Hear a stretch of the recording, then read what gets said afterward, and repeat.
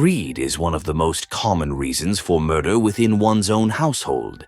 Sometimes what we call youthful recklessness goes too far, and unfortunately, the realization that control has been lost often comes too late. Robert Poynter was described as a kind man who simply couldn't leave anyone in need. His children always came first on the father's list. The man had 3 daughters.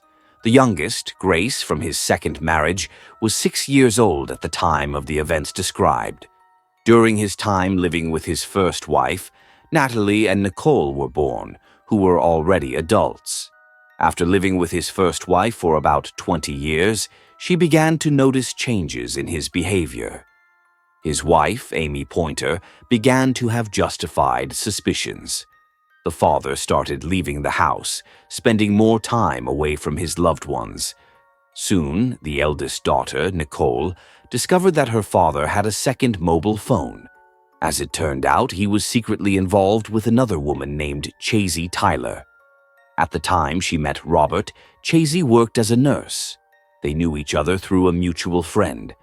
The woman fell in love with Robert at first sight and decided to marry him, even though the man was married and had children. He seemed serious and reliable to her, and it was easy to be with him. Chasey quickly found out that Robert was having problems in the marriage. After that, Chasey kept coming to the fire station to chat with the man. His comrades and close friends jokingly referred to the woman's behavior as stalking.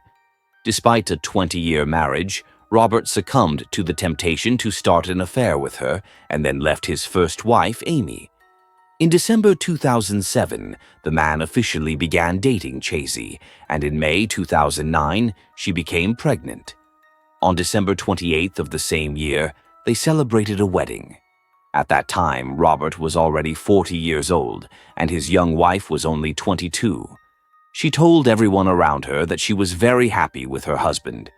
Unfortunately, the fairy tale did not come true. After 7 years, the feelings eventually faded. Now she realized that marriage was generally a bad idea for her. The woman described her affair with Robert as a foolishness and a youthful mistake, but she went too far because it involved the marital bond and a child. On September 9th, 2016, the emergency service 911 received a call from a woman who could hardly control herself. She seemed on the verge of hysteria. She screamed into the phone and demanded that the authorities arrive as quickly as possible on a rural road 38 kilometers from the city, where she was in the car with her husband. The complainant kept repeating that she was worried about her husband and wanted to know that he was okay. When the officers arrived at the crime scene around midnight, they saw a lone vehicle next to which a 29-year-old woman stood. She had blood on her shoulder and body, but it didn't look like she had been injured. According to Chasey Poynter, she had been holding her spouse's head the entire time she waited for the police, begging him to regain consciousness. The young woman did not leave his side for a minute, but as soon as she saw the patrol officers, she immediately rushed to them to show them the situation and ask for help for her husband. She still hoped that he was okay. In the passenger compartment of the car was the injured Robert Poynter. The car was smeared with blood. Upon examination, it turned out that the blood on Chasey's shoulder, blouse, and legs did not come from her. She was unharmed. Her spouse in the passenger compartment was far less fortunate. The police officers immediately noticed a gunshot wound to the head. According to the woman, she saw a certain intruder in dark clothing who suddenly attacked and shot her husband. There were no signs of a struggle in the cabin, but Chasey feared that the incident could repeat itself and feared for her life but could not get off the road as the vehicle was stuck. Moreover, her husband obviously needed help. When the paramedics arrived, Robert was unfortunately already dead. There was nothing more that could be done for him. It was a night that Chasey will never forget. It took her a long time to calm down after the police arrived. Her lungs began to hyperventilate. Chasey couldn't understand who could have attacked her in the darkness of the night. Her husband was a decent man who had worked as a firefighter for many years and had risen to the rank of captain. As the woman admitted, she had not seen the stranger's face and could not give any clues as to who it might have been. According to her, it was a darkly dressed man who was significantly taller than herself. She was breathing very heavily and could not control her shortness of breath or pull herself together. One of the paramedics helped her to normalize and stabilize her breathing, after which the witness was finally able to recount the events before the murder. That evening, the 29-year-old Chasey was on her way to meet her husband to eat tacos at a fast food restaurant. The woman was on a country road in Royce City, Texas, USA. Normally, she did not use this road, but this time she was late and had taken a wrong turn. In the darkness, she missed the correct turnoff, drove 5 kilometers away from it, and when she noticed her mistake, she decided not to turn back and drove on. She saw a country road leading into a field. The woman thought she could take a shortcut that way, but suddenly she was stuck. In the darkness, Chasey did not notice the deep tractor rut that the rain had left and washed out in the mud. It was not even a country road, but a path used by farmers with tractors. It was strange that Chasey had chosen this path, which was clearly unsuitable for her purposes. It was also unclear how she could run into a criminal in the middle of nowhere. The woman called her husband and learned that he was not far from this place and asked him for help. Of course, he hurried to help her. The man quickly reached the place and drove toward the ditch. Chasey waited for him at the edge of the road and showed him the spot where her car was. He left the car at the roadside, went toward his wife's vehicle, and ventured deeper into the darkness.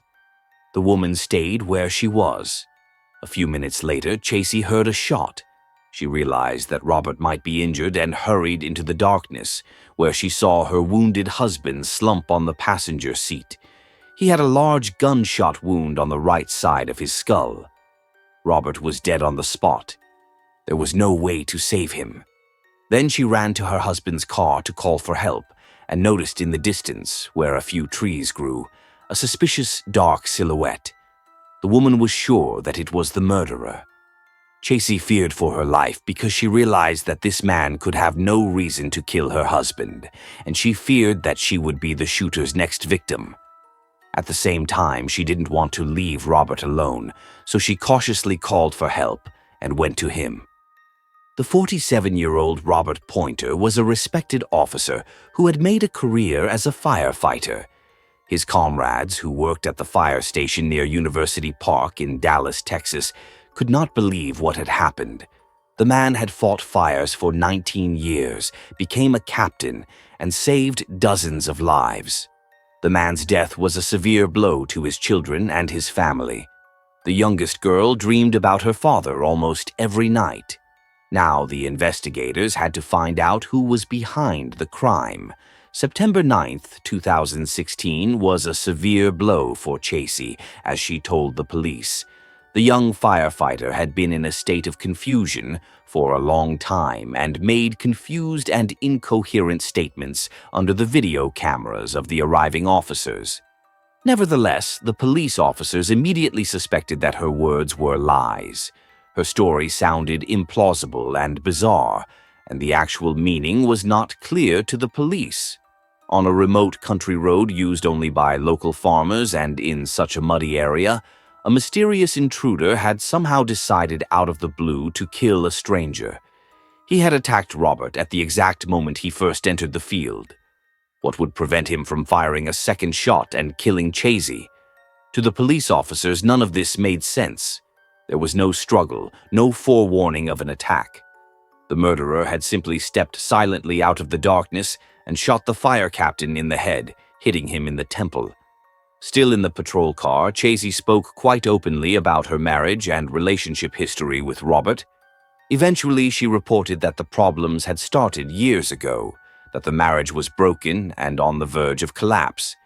The main problem was Robert's desire to take their daughter away from her in the event of a divorce.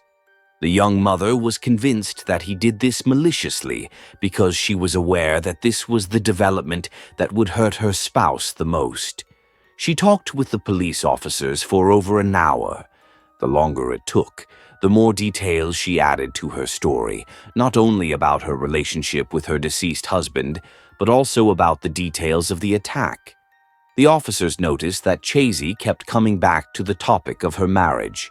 Considering that Robert's body was still lying in a car nearby at that time, this communication seemed increasingly strange and fascinating. It was obvious that her husband's death did not bother her at all. It was as if the widow was trying to build an alibi out of nothing. The police officers decided to listen to the woman to the end to get more information. According to Chasey, the marriage broke down 3 years after the wedding. They even began sleeping in separate rooms. The widow complained that she felt no true love and was sure that she still loved her husband and that the feelings were mutual. Then she began to claim that Robert was an abusive man. That was because he injected himself with testosterone to balance his low level of the male hormone. This made Robert even more aggressive. He repeatedly used physical violence against his young wife. She insisted that the man humiliated her in every possible way, from verbal to physical assaults. The investigators finally decided to release the widow until the facts were clarified, but ordered that she be placed under observation. Chasey became the first suspect in this case. The investigators later spoke with Robert's first wife, who did not confirm any of Chasey's claims. She knew that her former husband had no testosterone problems, and that violence and hot temper fundamentally contradicted this man's nature. This was confirmed not only by his children and his family, but also by his entire environment, including his colleagues. An important confirmation came from his daughter, Natalie, who said that at the age of 16, she lived with her father and stepmother for about 6 months, separated from her mother. According to her, during this time, she had not once experienced her father losing control, let alone being violent. All this was confirmed by the other daughters of the deceased. Later, Chasey tried to refute these statements by insisting that the daughters of the first wife had been hostile to her from the beginning because they considered her a bad woman. Chasey claimed she had not reported the domestic violence to the police because she did not want to endanger Robert's career. The young widow insisted that she tried to keep the relationship alive and even bring something new into the marriage. However, it turned out that this new was not exactly what one would normally try to regain a loved one. In conversations with other acquaintances and relatives of Robert, it emerged that Chasey had been unfaithful to him. She said that since December 2013, she began to actively engage in regular sports, running, eating properly, which allowed her to lose almost 50 pounds in 2 years. This was a great success, but according to her, Robert was attracted to more voluptuous women, so her husband stopped liking her as before after the weight loss. She didn't want to gain weight again, but decided to behave differently and had a few affairs on the side to make him jealous. At the next interrogation at the police station, she confessed to adultery, and then another, and another. It turned out that these adulteries were systematic and were confirmed by the statements of Robert's daughters. One day, Natalie accidentally found evidence of the betrayal on her stepmother's computer.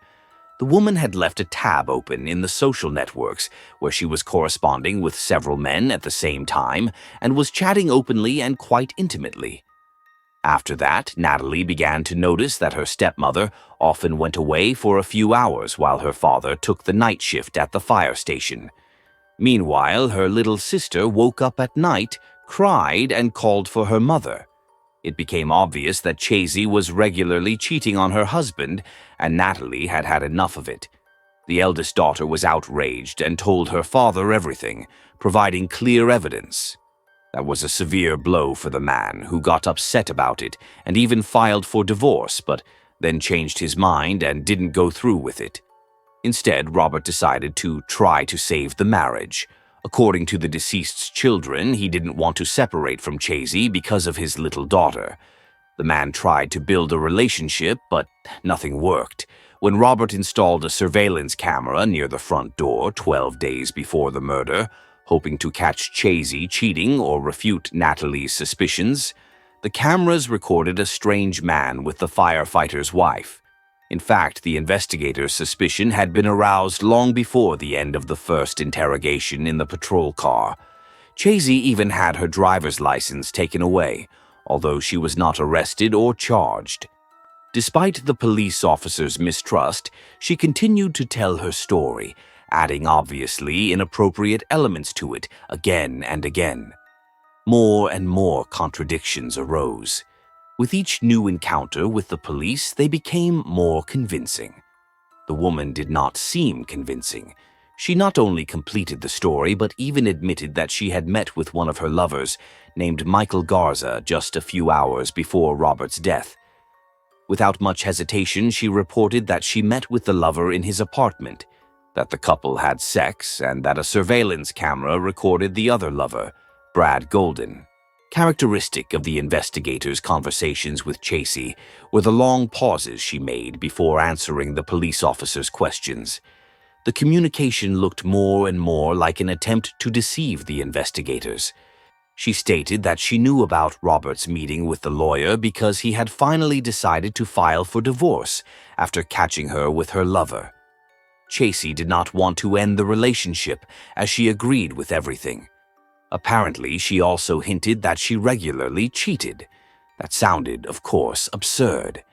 In her conversation, she came back to Michael Garza and described him as the man she wanted to talk to. Their affair began in the summer of 2016 after they met on social networks.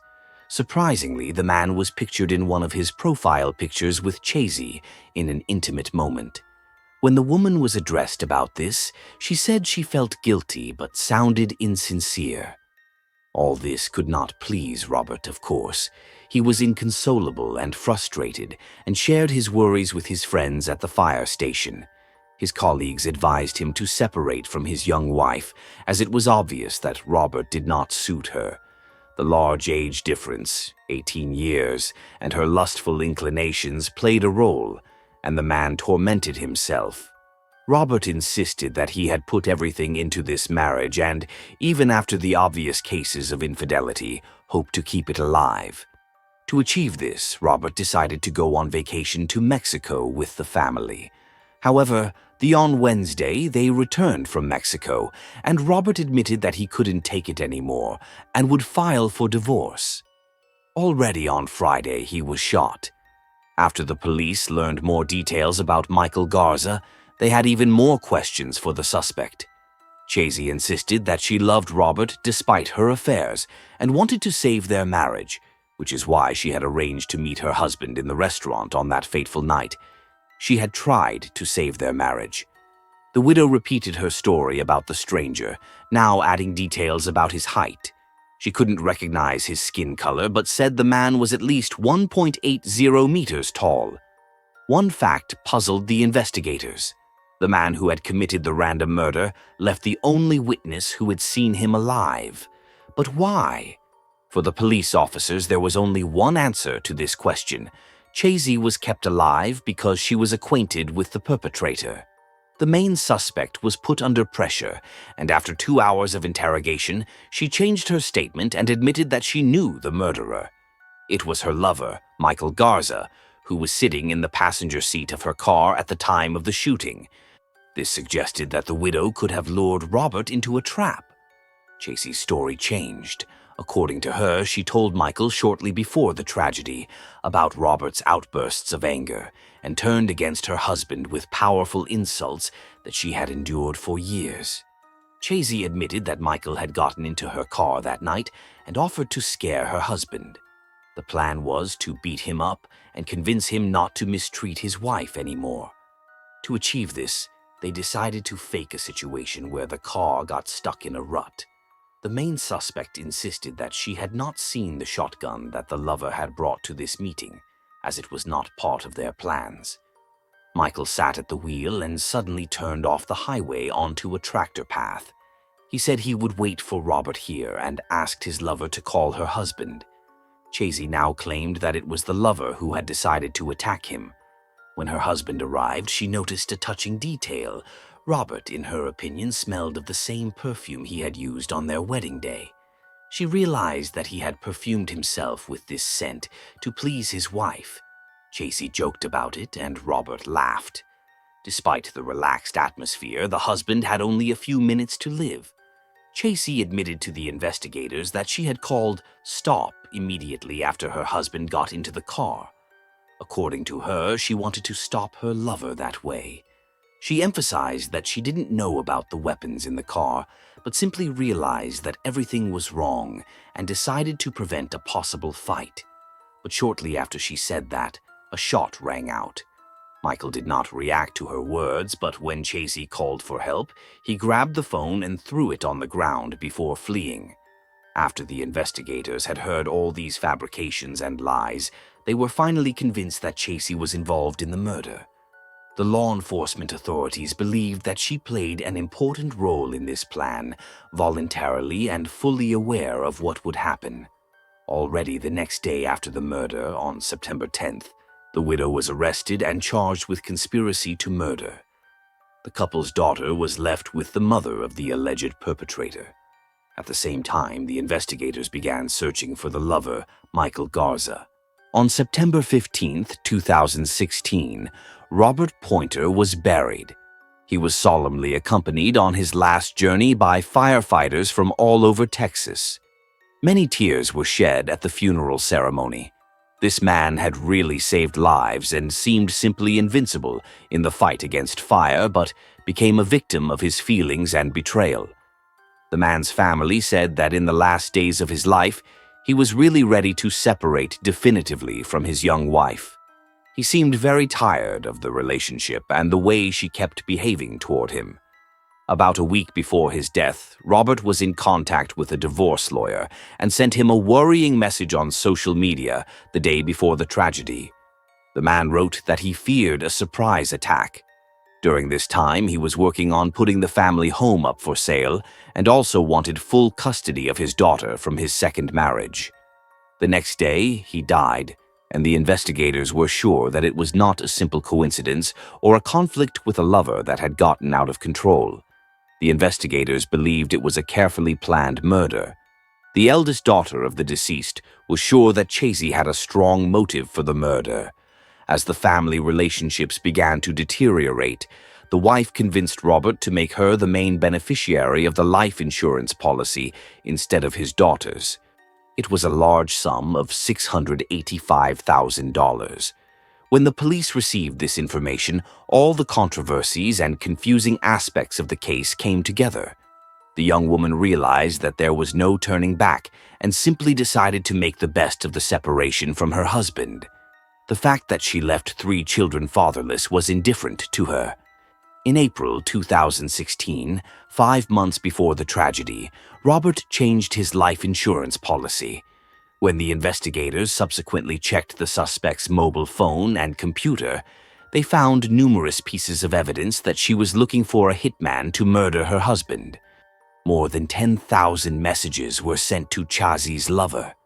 The prosecution identified at least 4 men with whom the perpetrator had an extramarital affair at that time. When Chasey realized that Michael was the most impressionable of them, she began to put her cunning plan into action. The idea was to convince him of the danger Robert posed to her. The widow played the victim, told lies about domestic violence, and used sex as her most convincing argument. In fact, she told all 4 lovers a similar story, but only Michael fell for the lie.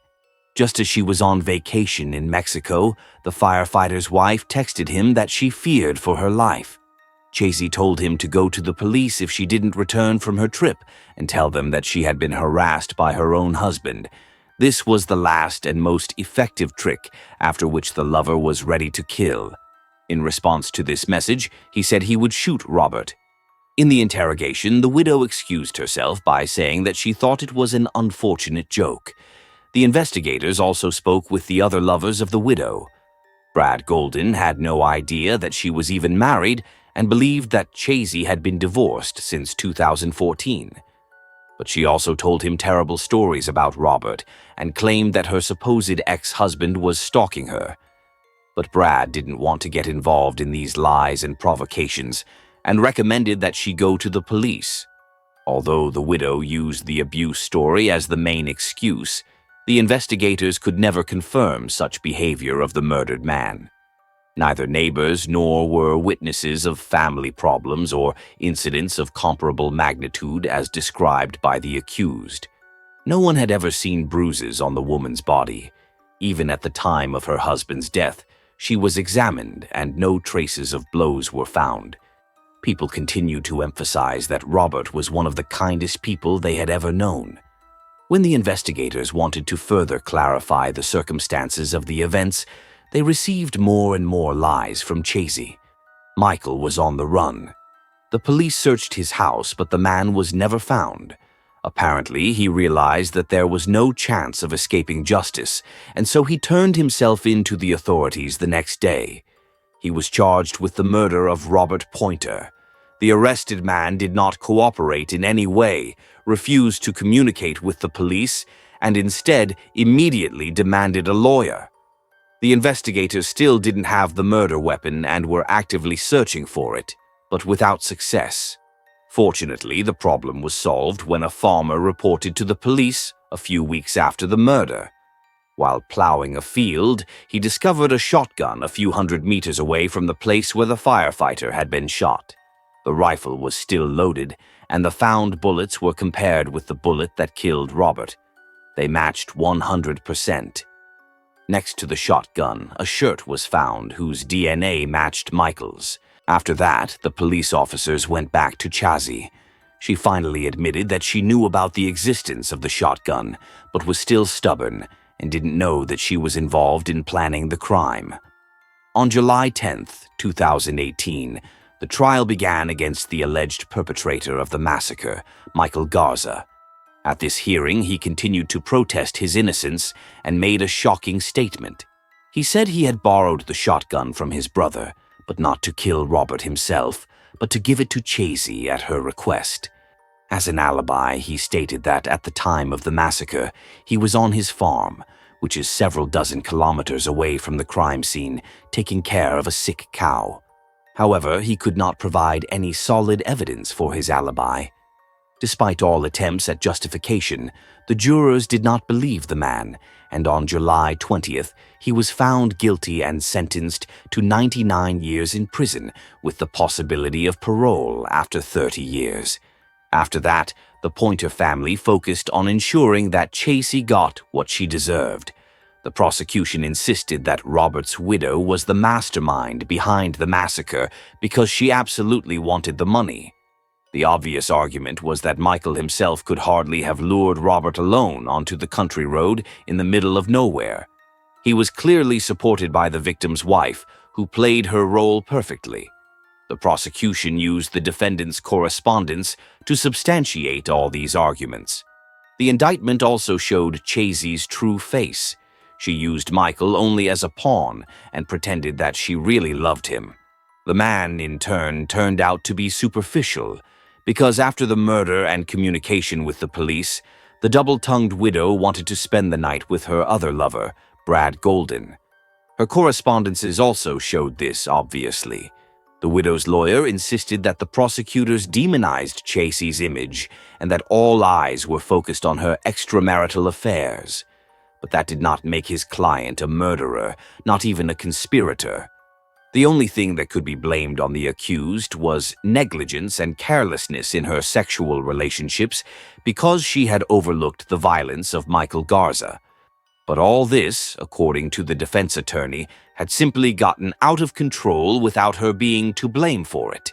The defense attorney argued that if there had been a treacherous plan, the true villainess would not have called the emergency center after the shooting, but would have tried to cover her tracks. This was a valid argument. The prosecution insisted that such behavior was caused by the panic attack that was triggered in Chasey. In any case, it was not easy to justify the accused's image. Although Chasey did not testify in the trial, the jurors heard her speech on videos recorded by the police, which captured a revealing moment. Chasey held her hands to her head and said, "Oh no, what have I done?" It was a kind of confession of her involvement in her husband's murder. After 4 hours of deliberation, the jurors found Chasey Poynter guilty of murder. She was sentenced to life imprisonment, which will be suspended after 30 years for parole. Her last words were, "He didn't have to die." The insurance payments for Robert's life were divided equally among his 3 daughters. Custody of the youngest girl is shared by the parents of the biological mother.